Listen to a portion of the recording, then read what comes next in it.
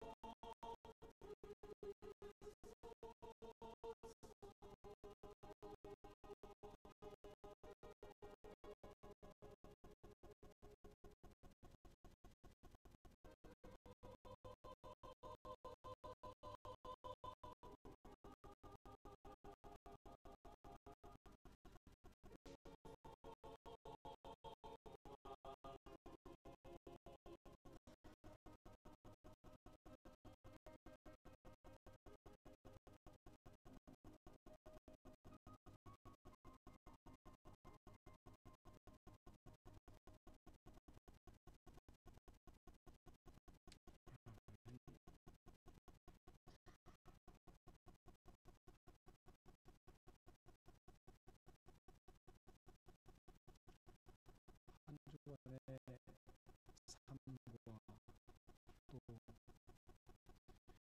지난 6개월의 삶을 좀 밑에 들어볼 때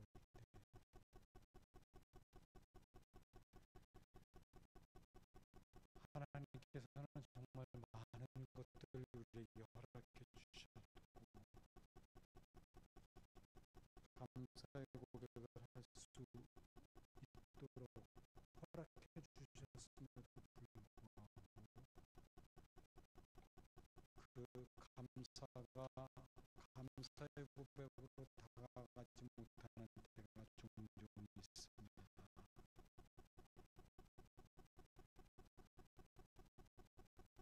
원인이 여러 가지가 있겠죠. 그런데 그 중에 아주 강력한 것 중에 하나는 바로 여전히 내가 움켜쥐고 있는 것,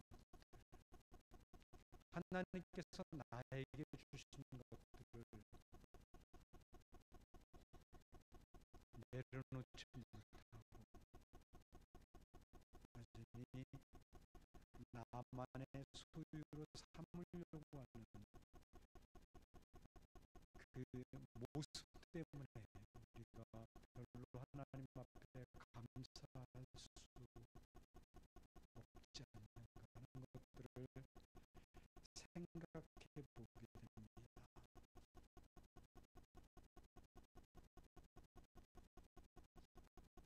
하나님의 말씀은 분명히 우리를 향해서 우리의 자아까지도 전부 내려놓을 것들을 원하고 계시지만 우리는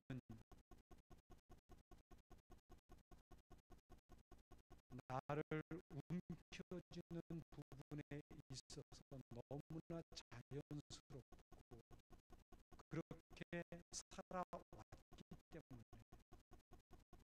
그것까지도 쉽게 내려지지 않습니다.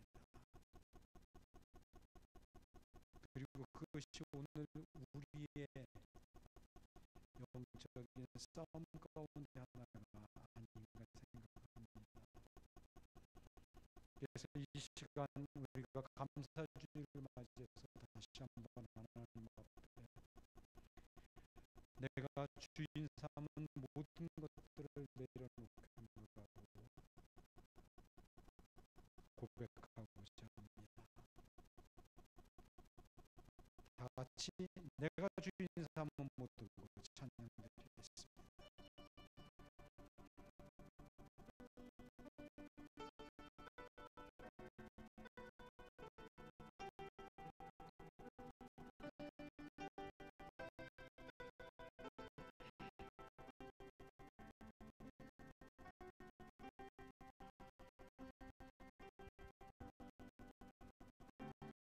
내가 주인 삼은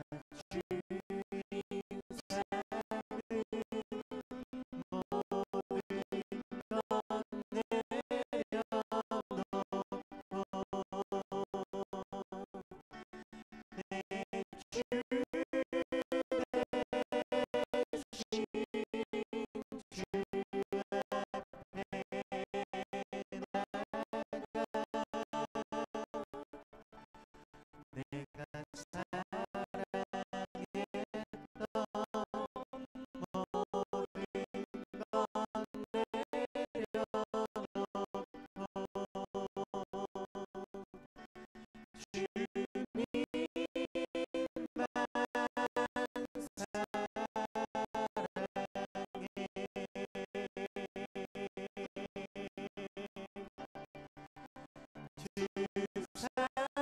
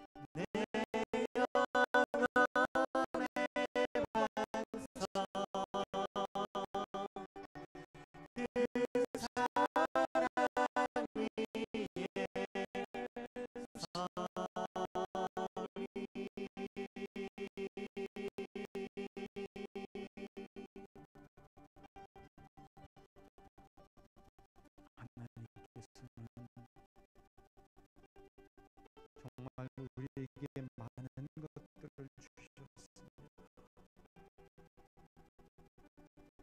그러나 우리는 이 땅을 살아가면서 하나님께서 우리에게 허락해 주신 것들을 당연한 것으로만 여겼었지. 하나님으로 말미암았고 하나님의 사랑의 결과물들이며 하나님의 은혜의 결과물들이라는 사실들을 자주 잊고 살았던 것을 고백합니다.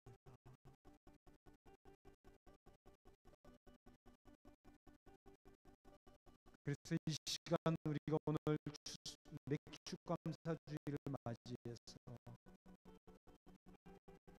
지난 시간들을 되돌아보며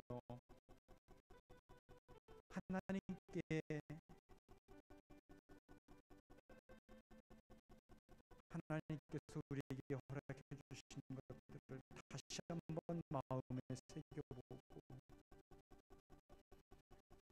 감사의 내용들을 하나님 앞에 올려드리기를 원합니다.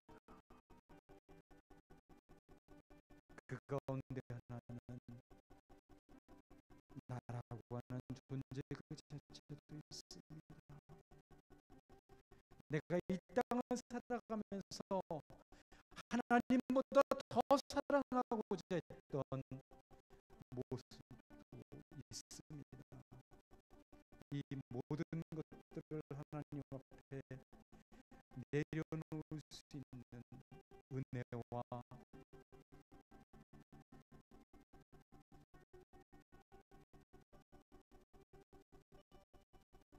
아버지 하나님으로 말미암는 능력의 역사를 더해 주시고 우리로 하여금 진정코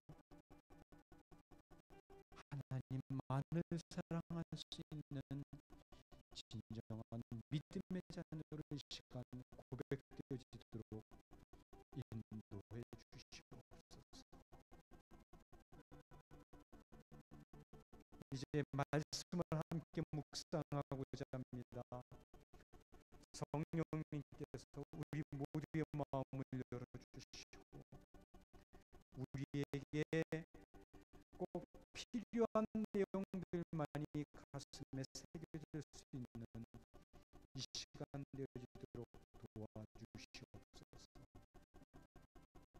예수님의 이름으로 기도드렸습니다.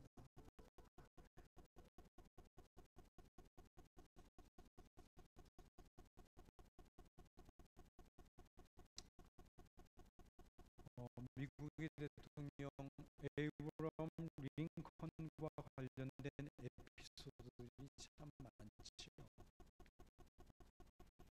그 중에 하나를 여기서 잠시 소개하면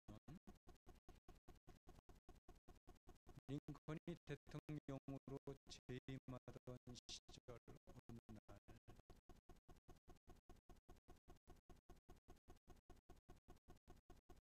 집무실 바로 옆에 있는 비서실로 한 할머니 한 분이 찾아왔습니다. 대통령을 만나게 해달라고 부탁을 했습니다. 비서는 언뜻 딱 보니까 특별한 용무가 있어서 온 것 같이 보여지질 않는 거예요. 그래서 안 된다고 거절을 했어요. 그런데 할머니는 쉽게 돌아가는 것이 아니라 꼭 만나야 된다고 부탁을 합니다. 비서는 안 된다고 할머니는 만나야 된다고 이렇게 옥신각신 대화가 나눠질 때 마침 집무실에서 근무하던 대통령이 밖으로 나갈 일이 있어서 잠시 비서실을 거쳐서 나오게 됐어요. 대통령을 발견한 할머니는 대통령에게 다가가서 꼭 좀 만났으면 좋겠다. 이야기할 게 있다. 부탁을 합니다. 그래서 링컨이 그 할머니를 자기 집무실로 불러들였어요. 혹시 무슨 도와드릴 일이 있습니까? 질문을 합니다. 그러나 뜻밖에도 할머니는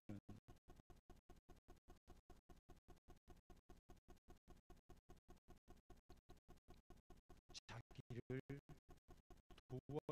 도와줄 일은 없고 내가 대통령에게 무엇인가를 드리고 싶어서 찾아왔노라고 고백을 했습니다.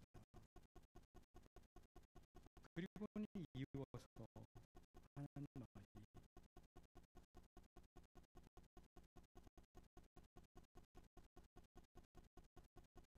나란 일 때문에 항상 바쁘고 고생을 하시는데 조금이라도 그 수고를 도와드리고자 자신이 직접 과자를 만들어 왔다는 것입니다. 그리고는 이어서 우리는 각하를 항상 사랑하고 늘 감사한 마음을 가지고 있다는 사실을 분명하게 알려드리고 싶었습니다. 라고 떨리는 음성으로 말을 마쳤습니다. 링컨 대통령은 자신의 생애에서 이때야말로 가장 행복하고 모든 스트레스를 다 한 방에 날려버리는 것 같은 상쾌한 마음이 들었다고 회고를 했습니다. 감사하는 진실한 마음은 이렇게 상대방을 감동시키고 감격에 젖게 만듭니다.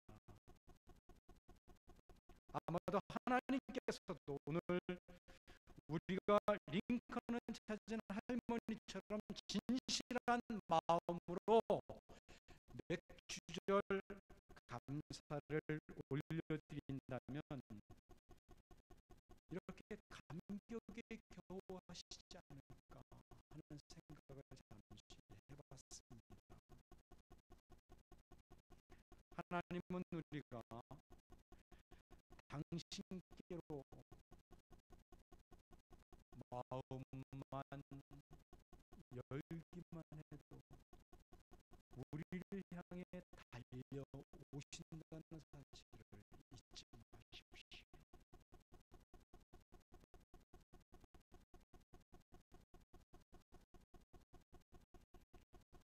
그리고 늘 우리를 보시며 기쁨을 이기지 못하여 하시는 분이라는 사실을 잊지 마십시오.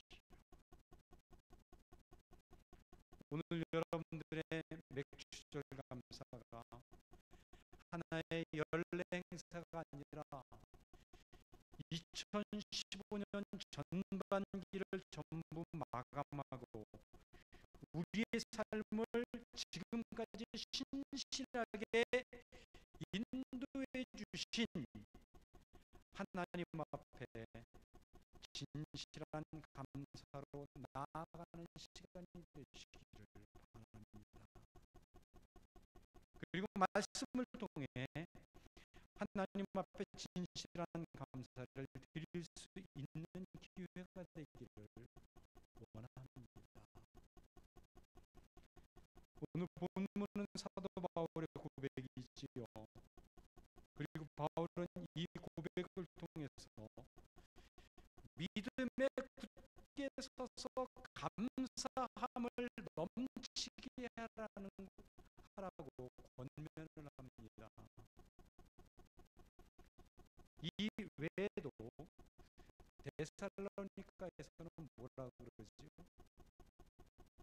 범사에 감사하라.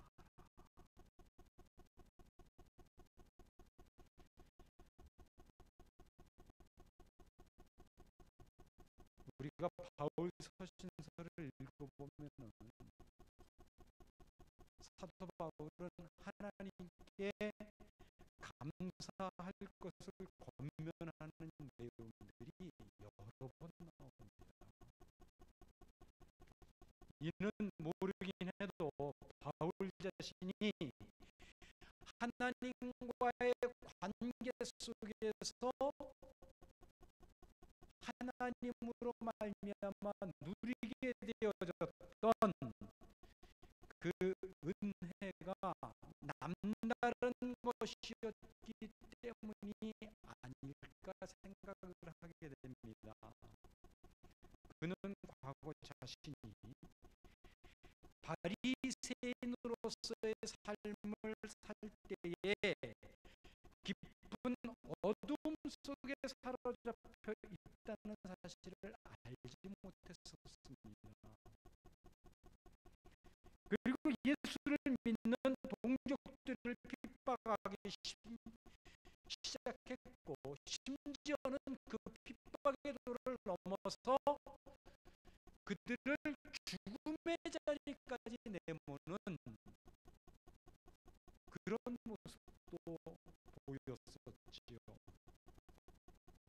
그러던 어느 날 예수님이 그를 찾아오셔서 바울이 그동안 얼마나 깊은 어둠 속에 사로잡혀 있었는가를 알게 하시고 일방적으로 그 어둠 속에서 그를 끄집어내어 주신 것입니다.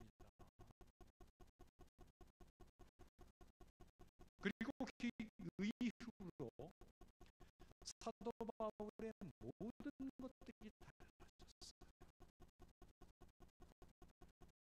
사울이라는 이름에서 바울로, 핍박하는 자에서 전파하는 자로, 기득권을 누리고 유지하려는 자에서 모든 것들을 전부 내려놓는 자로 변해버린 것입니다.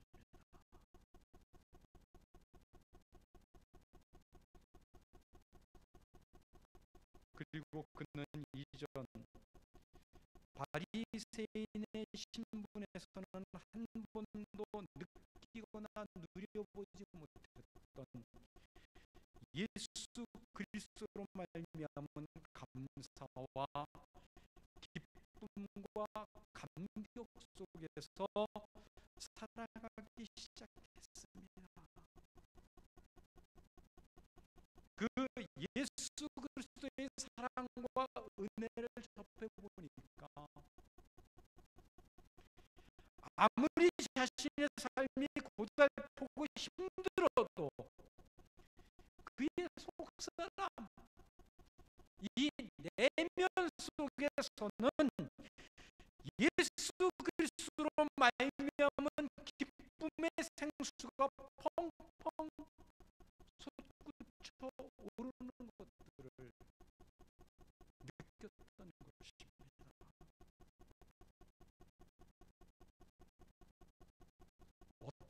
삶을 살았던 나인데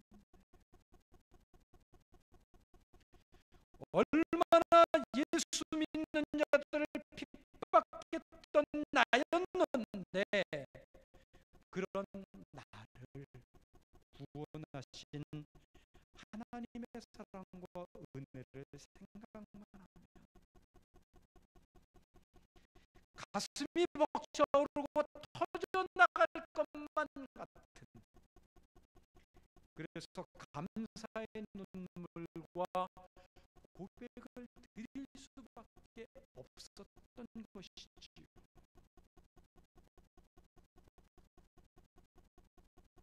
그래서 이제 바울은 하나님 앞에, 그리고 골로새 교회의 성도들을 향해 믿음에 굳게 서서 자신이 경험했던 이 감사함으로 넘치게 하라고 권면을 하고 있는 것입니다. 골로새라고 하는 도시는 지금의 터키에 있는 한 계곡 위에 세워진 군사 도시였습니다. 그러나 바울이 복음을 전하고 권면의 편지를 쓸 때는 도시 자체가 완전히 무너진 상태였기 때문에 대부분의 골로새 교회의 교인들의 삶은 피폐했고 그렇게 넉넉하지를 못했어요. 그래서 그런 그들이 감사의 삶을 살기란 쉽지 않았을 것이라 생각이 되어집니다. 아니, 예수를 믿는다는 이유 때문에 이전보다 더 힘들고 어려운 삶을 살았을 것이 분명합니다. 그래서 그들은 비록 사회적으로나 경제적으로는 풍요롭지 못했지만 어느 한순간에 예수 그리스도를 영접함으로 인해서 그들의 영적인 영역은 물론이고 마음에서부터 시작되어지는 삶의 영역만큼은 그래도 이전보다 훨씬 더 풍요롭고 견고해진 것은 사실이었습니다. 죄와 허물로 인하여 어둠과 거짓과 쾌락을 줬던 삶이 빛과 정직과 성실함, 진실함으로 가득한 삶이 되었기 때문에 감사할 수 있는 이유는 분명해진 것입니다. 바울이 이렇게 고달픈 환경과 여건 속에서 살아가는 골로새 교회의 성도들에게 감사할 것을 권면하는 것은 결코 자신이나 이들이 가지고 있는 소유 때문이 아니었다는 것을 우리는 알고 있지요. 특히 편지로 골로새 교회의 성도들을 위로하고 권면하는 바울은 지금 감옥에 갇혀 있다는 사실을 여러분들 놓치시면 안 돼요.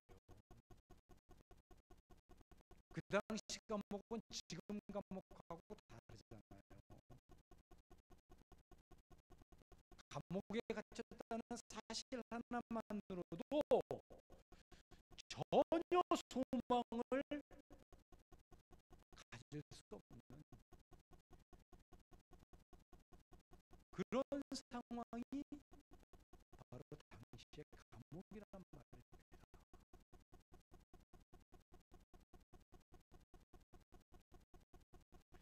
바울 자신은 이렇게 힘들고 고달픈 환경 속에 놓여 있음에도 불구하고, 그래서 얼마 뒤에는 네로에 의해서 목이 잘려나가는 순교를 당하게 됩니다.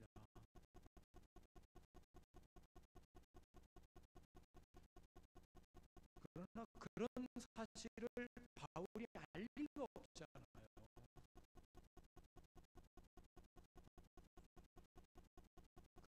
분명한 것은 지금 감옥에 갇혀 있는 바울의 삶은 미래에 대한 불투명한 그런 상황입니다. 오늘 죽을지 내일 죽을지 몰라요. 바울도 그걸 알고 있었을 겁니다.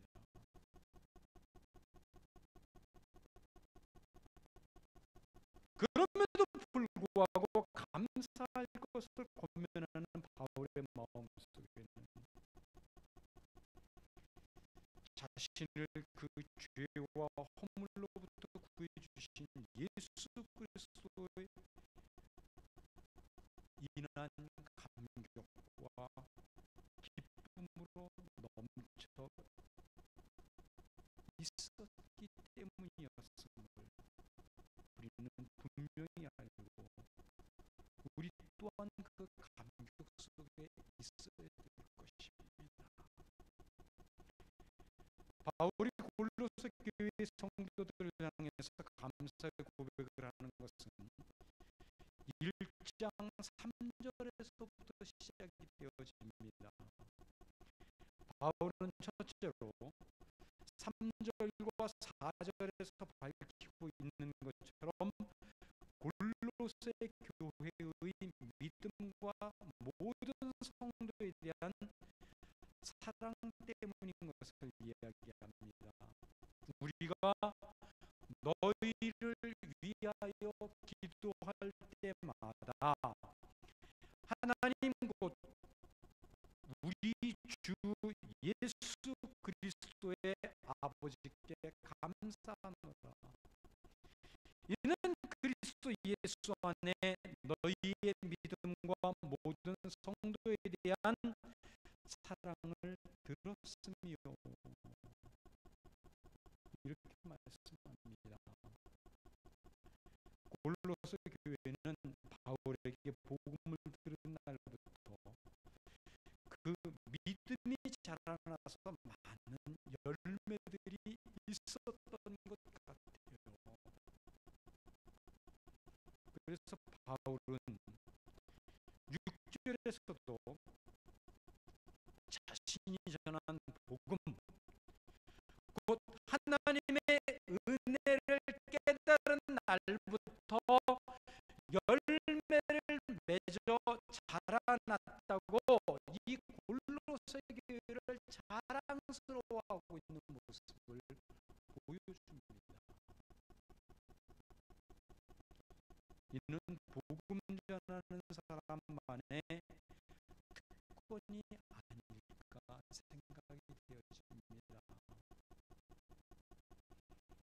모든 복음을 전하는 분들의 마음속에 새겨지는 기쁨은 자신이 전한 복음의 소식을 들은 사람들 가운데서 예수님을 영접할 뿐만 아니라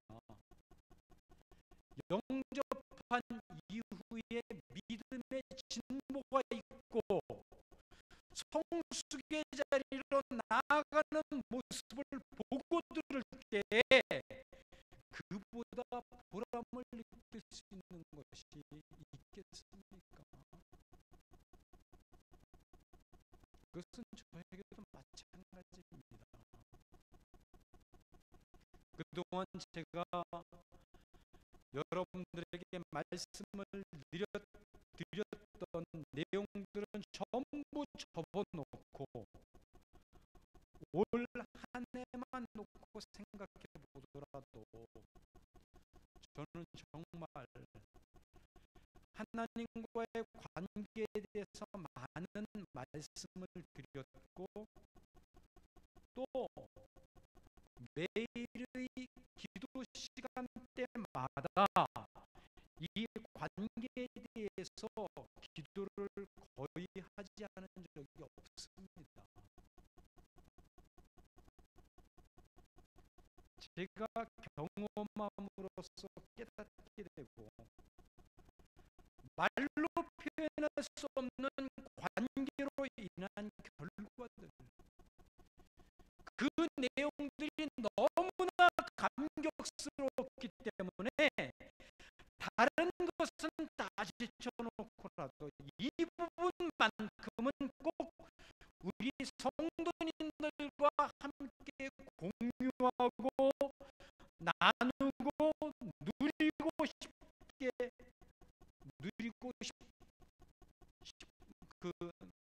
누리게 하고 싶은 그 마음이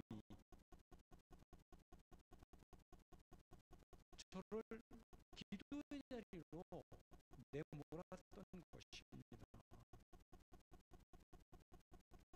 그런데 목장 모임을 통해서나 아니면 개인적인 간증의 고백을 통해서나 하나님과의 관계의 중요성을 깨달아가고 경험해가는 모습에 대한 이야기가 들려올 때,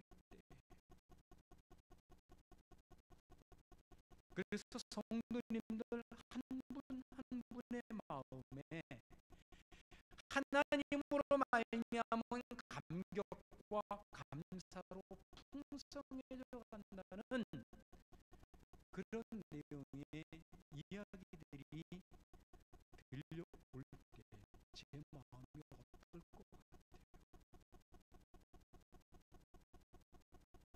바울이 지금 느끼고 고백하는 그런 심정과 비교해 볼 수 있는 그런 마음의 기쁨이 있다고요.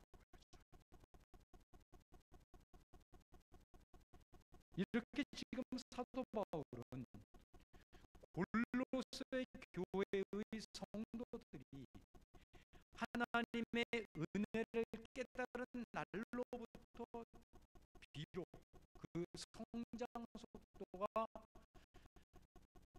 더딜지 몰라도 조금씩 성장해서 열매로 나타나고 있다는 소식을 듣고 기뻐한 것입니다. 바울이 골로새 교회를 향하여 감사의 권면을 하고 또 실제로 감사하고 있는 부분 가운데 오늘 본문 7절의 감사는 우리가 깊게 생각해보고 적용해 가야 할 부분입니다. 바울은 본문 7절에서 그 안에 뿌리를 박으며 세움을 받아 교훈을 받은 대로 믿음에 굳게 서서 감사함을 넘치게 하라고 말을 합니다. 결국 6절의 말씀처럼 그리스도 예수를 주로 받았기 때문입니다. 주인으로 받았기 때문입니다. 사실 우리의 이 땅에서의 영적인 전쟁이 바로 이 부분 아니겠어요?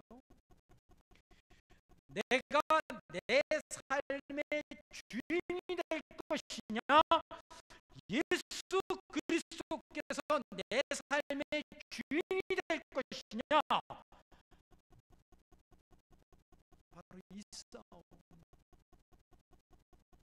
아마도 우리는 하나님께서 부르셔서 그 앞에 서는 날까지 나를 내려놓고 그리스도 중심의 삶을 사는 싸움을 계속해 가야 될 것입니다. 비록 예수 그리스도를 주로 받았고 믿는다고 고백하지만 우리는 여전히 그리고 때때로 옛사람의 습관인 내가 주인이 되려고 하고 또 주인이 되는 삶을 너무나 쉽게 살고 있지 않습니까? 내가 주인이 되는 모든 것들을 내려놓기가 얼마나 힘이 드는지 몰라요. 그러니까 지난 6개월 동안의 삶을 제가 조용히 되돌아봤을 때 여전히 온전하게 이루어지지 않은 영역이 바로 이 부분이더라고요. 내가 원하는 것들을 여전히 꼭 붙들고 하나님 앞에 맡기지 못하고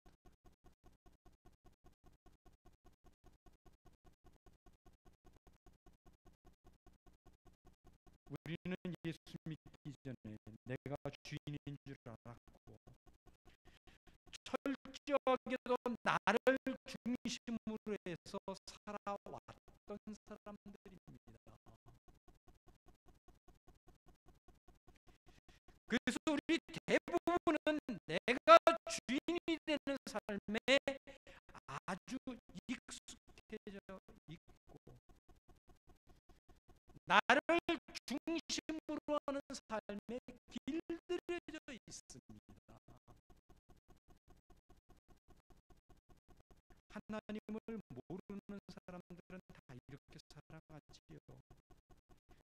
내가 중심이 되다 보니까 아니 솔직히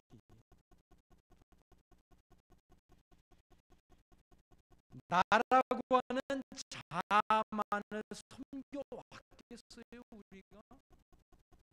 사실 물질을 섬기는 그래서 돈이 나의 목재가 되는 삶을 살았던 적도 있었고 이데올로기 사상이나 요즘 사회적으로 문제가 되어지는 동성애가 자신의 삶 전부인 것처럼 여겨지는 삶을 살아왔던 것 아닙니까? 내가 주인으로 삼고 있는 삶의 내용물들이 오늘 우리의 삶 속에서 얼마나 많이 있냐는 것입니다.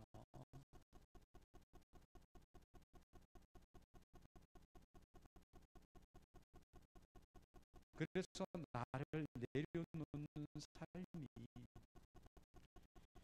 이 사회 속에서는 마치 바보같이 보여지고 어리석은 사람같이 보여지며 그렇게 사는 것 때문에 사회로부터 외면을 당하고 왕따를 당하는 경우도 참 많이 있지 않습니까? 그런 우리에게 어느 날 예수 그리스도께서 나를 위하여 십자가에 못 박혀 죽었다고 말씀하시면서 자기 자신을 십자가에 못 박기까지 사랑한다고 고백해 왔습니다.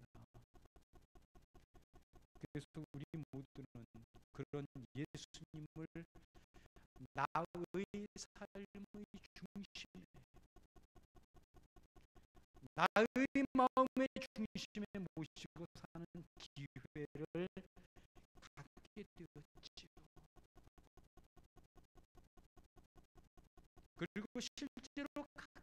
힘들지만 그렇게 살아가다 보니까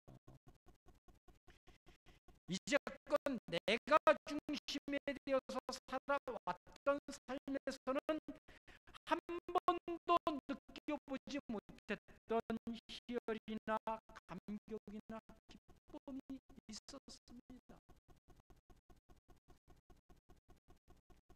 인생은 이 땅에서의 삶으로만 끝나지 않고 예수 그리스도께서 통치하시는 하나님의 나라가 있다는 사실을 알게 되고 그 나라에 소망을 두는 삶을 살아가게 되어지기도 했습니다. 그리고 예수 그리스도께서 지금 살아계셔서 성령을 통하여 내 안에서 나를 살아가시되 나를 다스리셔서 하나님 앞에 감격으로 무릎을 꿇게 하는 삶을 살게 하시고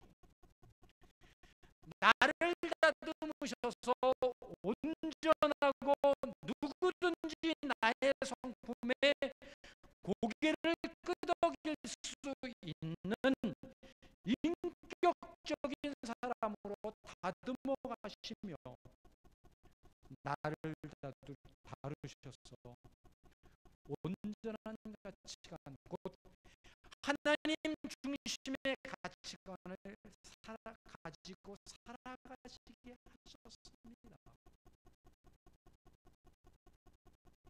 그리고 지금도 그 관계 속에서 나를 계속 어루만지시며 변화와 성숙의 삶을 지속적으로 이루어 가시고 계시는데 어떻게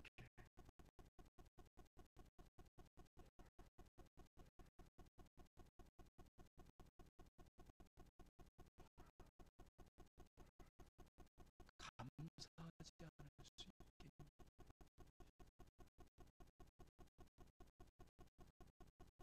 이것이 어떻게 감사한 일이 되지 않을 수 있겠냐는 것입니다.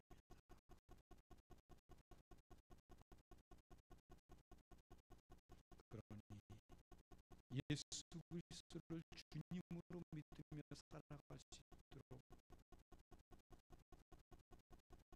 은혜를 주신 부분들에 대해서 정말 우리는 감사의 고백을 올려드릴 수밖에 없는 것입니다.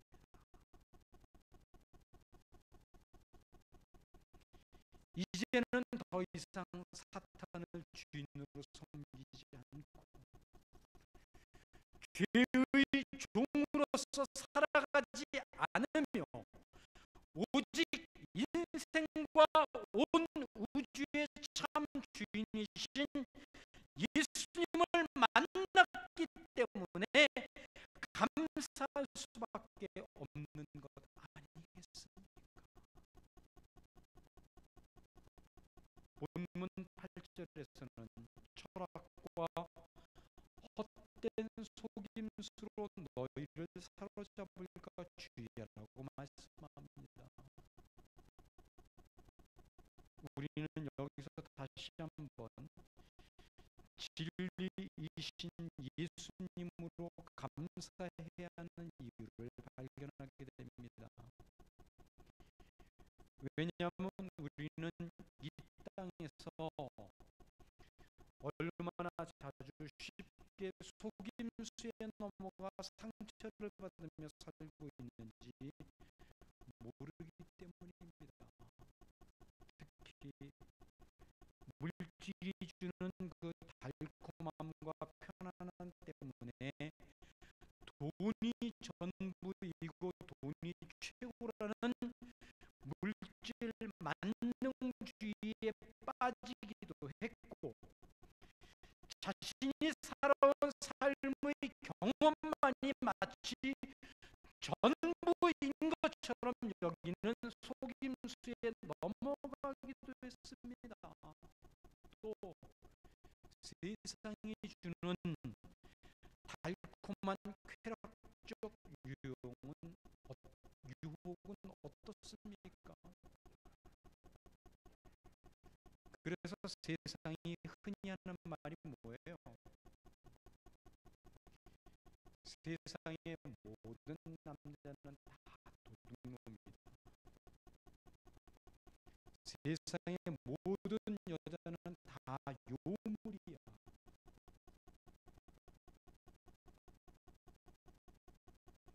이런 말들을 자주 하지 않습니까? 그러나 아무리 도둑놈 같고 요물 같을지라도 그들 속에 예수 그리스도께서 들어가시니까 더 이상 세상 기준에서 도둑놈 요물이 아닌 전혀 다른, 그래서 자신의 생명과도 같은 물동이를 버려두고 동네로 들어가 복음을 전하는 사마리아 여자로 바뀌게 되어지는 것이고, 세상의 쾌락과 향락의 유혹 속에 취해 살았던 어거스틴을 가장 유명한 신학자로 바꾸놓는 것 아니겠습니까? 지금도 사탄은 우리들의 마음속에 잘못된 생각을 품도록, 세상 유혹에 넘어가도록 온갖 속임수로 속삭이고 있습니다. 그래서 우리로 하여금 끊임없이 나 중심의 삶을 살도록 유혹합니다. 그러나 아무리 이렇게 사탄이 우리를 속이고 세상 경험과 온갖 속임수로 속일지라도 그 유혹과 속임수에서 벗어나 올바른 진리의 삶을 살아갈 수 있도록 은혜를 부어주시니 얼마나 감사한 일입니까? 예수 그리스도를 몰랐다면 지극히 세속적이고 나 중심적인 모습 속에서 수많은 사람들에게 상처를 주고 그 마음들을 울게 만들었을 우리들 한 사람 한 사람을 보배롭게 여기실 뿐만 아니라 온 천하보다 귀한 존재를 여기시는, 그래서 온 천하를 주고도 바꿀 수 없는 존재라고 크게 외치시는 그 말씀 앞에 우리가 어떻게 감사하지 않을 수 있겠습니까? 그리고 이런 사실에서 한 걸음 더 나아가 본문 10절에서 말씀하고 있는 것처럼 예수 그리스도로 충만하여졌다는 사실 때문에 우리는 또한 감사의 고백을 하지 않을 수 없는 것입니다.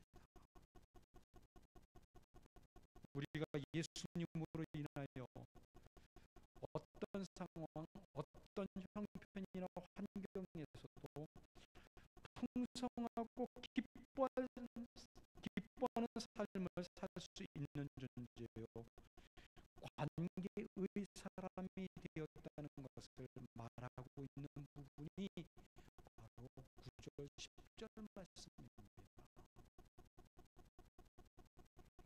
그 안에는 신성의 모든 충만이 육체로 거하시고 너희도 그 안에서 충만하여졌으니라고 말하는 것은 신성의 충만하신 예수 그리스도 안에서 우리가 거하게 됨으로써 그분이 우리 안에 거하심으로써 예수님의 충만이 우리에게도 전가가 되어져서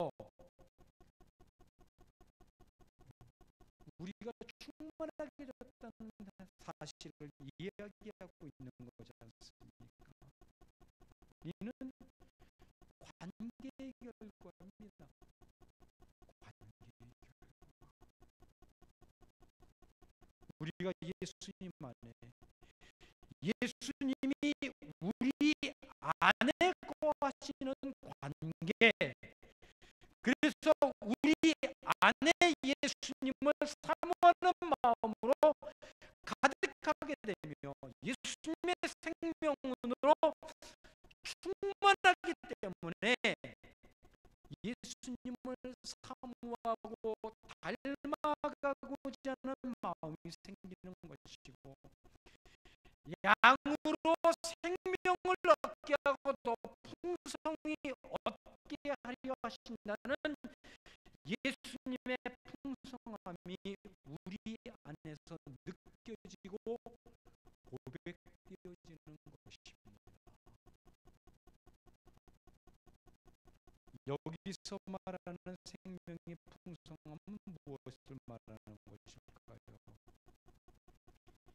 이는 하나님이 어떤 분이신가를 경험해 가면서 우리의 마음에 하나님을 더욱 사랑하고 의지하며 어떤 상황에서도 하나님의 마음과 시각으로 우리의 삶의 현실들을 바라보고 기뻐하는 삶을 살아가는 것을 말하는 겁니다. 그게 풍성함이에요. 그래서 우리가 비록 사망의 음침한 골짜기를 지날지라도 하나님께서 우리를 보호하실 뿐만 아니라 결코 해를 당하게 하지 않을 것이라는 분명한 믿음의 확신, 질병을 위해서 기도했을 때 낫기는커녕 더욱 악화되는 것 같은 현실이 발생할지라도 그 악화되는 현실을 하나님의 시각과 마음으로 바라보고 오히려 기뻐할 수 있는 믿음. 그래서 세상의 관점에서 볼 때는 삶의 무게가 더 심해지고 억울한 일은 계속 발생하게 되며 사망의 골짜기가 계속 펼쳐지는 것처럼 소망이 전혀 없는 것처럼 보일지라도 하나님이 함께 하시기에 기뻐할 수 있고, 결국에는 모든 것들이 합력해서 선을 이루게 될 것이라는 믿음의 확신 속에서 진정한 감사와 찬송을 드리는, 그럼에도 불구하고 기뻐하고 감격해 할 수 있는 삶을 살아가는 모습, 그게 바로 양으로 풍성함을 얻게 하는 그런 삶인 것입니다. 우리가 경험하게 되는 생명의 풍성함은 선한 사마리아인의 비유 속에 잘 나타나 있지요. 예수님은 이 비유를 통해서 자신이 어떤 분이신지를 분명하게 보여주고 계십니다. 한 사마리아인이 강도를 만나 모든 것들을 빼앗기고 흠씬 두들겨 맞아 온몸이 멍이 들고 피투성이가 되어 거반 죽어가게 되지요. 레위인도 외면합니다. 제사장도 외면합니다. 그러나 유대인들로부터 멸시와 천대를 받던, 사람 취급받지도 못했던 한 사마리아인이 지나가는 길에 거반 죽게 된 유대인을 보고 그냥 지나칠 수가 없었어. 그의 몸을 기름으로 소독을 하고 쌈에 주었을 뿐만 아니라 자기가 타고 왔던 낙타에 내려 이 유대인을 낙타 위에 태우고 자기는 걸어서 주먹으로 데려가 끝까지 돌봅니다. 다음날 그는 비록 사업상으로 먼 길을 떠나게 되지만 자신이 돈을 내서 주막 주인에게 이 거반 죽게 된 유대인이 건강을 회복할 수 있을 때까지 돌봐줄 것을 당부하고, 만약에 치료하는 과정 속에서 돈이 모자란다면 자신이 돌아오게 될 때에 더 지불하겠노라고 이 유대인은 신분신당부하고 길을 떠나지요. 여기서 등장하는 사마리아인이 바로 예수님입니다. 예수님께서는 우리를 구하셨을 뿐만 아니라 우리가 풍성한 삶을 살아갈 수 있도록 이런 마음과 방법으로 돌보시겠다는 모습을 하나의 비유로 보여주신 것입니다. 원수까지 사랑하시되 그 원수가 소원하고 바라는 것까지도 다 채워주시는 그런 사랑 아닙니까? 그래서 우리가 어려움에 처할수록 우리를 돌보시고 지키시는 예수님의 모습, 그 능력은 더욱 깊게 우리의 삶의 현장 속으로 다가오시는 것입니다. 어떤 상황도 어떤 환경이나 형편도 결국 우리와 함께 하시고 우리의 생명을 풍성하게 인도해 가시고자 하시는 예수님의 돌보심과 능력은 분명하게 드러날 것입니다. 결국 우리가 처한 환경이나 상황이나 형편 등은 하나님이 어떤 분이신가를 보다 분명하고 구체적으로 알아가는 방법으로 나타나게 되겠지요. 예수님은 우리를 죄에서 구원하신 이후 이제부터는 내가 알아서 하나님 나라에 도달해야 하니까 열심히 믿음 생활하라고 말씀하시고 우리에게서 떠나시고 손을 털어버리는 그런 분이 아니십니다. 예수님은 자신의 사랑과 희생으로 우리에게 구원을 선물로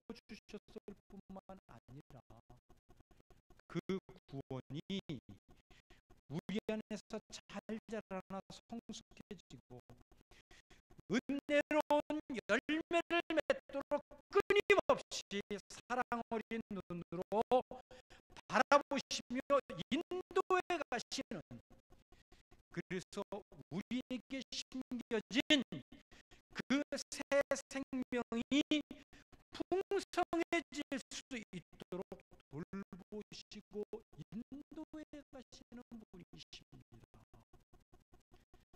이것이 본문 10절에서 말한 예수님의 충만이며 양으로 생명을 얻게 하고 더 풍성하게 얻게 하는 모습인 것입니다. 그러니 우리가 이런 삶을 경험해 갈 때, 그래서 나를 품에 꼭 껴안으시고 사랑한다고 말씀하시는 하나님 앞에 우리가 어떻게 감사하지 않을 수 있겠습니까? 아무쪼록 여러분들의 삶이 나를 사랑하셔서 나를 품으시고 나를 인도해 가시는 하나님으로 인하여 진실한 감사와 감격의 삶으로 풍성함으로